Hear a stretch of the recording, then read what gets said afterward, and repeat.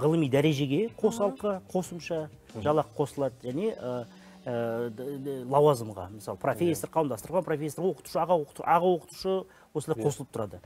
Бұл өте маңызды заң. Мына әлеуметтік тұрғыдан ғалымдарымызды қолдау заңы қазір мәжіліске кірді. Мәжілісте талқылаулар басталды.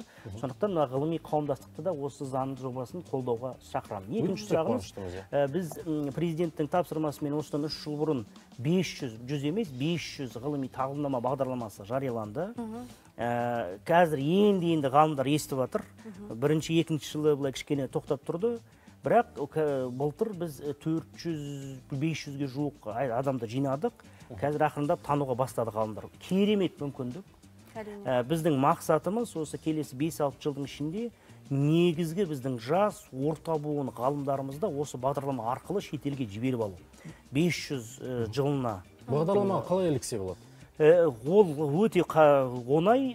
Біздің халықаралық бағдарламалар орталығына немесе министрлікке ақпарат алуға болады.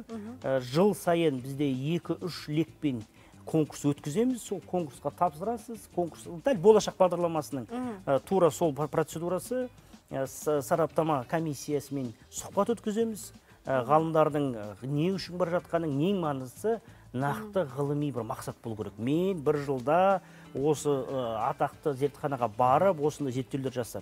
Ал ғалымдарда ондай бағдарлама болмаған жағдайда біздің қазір халықаралық бағдарламалар орталығы және ғылым комитеті түрлі комиссиялармен, зертханалармен, мысалы біз Оксфордқа барып келдік, Оксфорд және Кембридж университеттерімен келісіп келдік.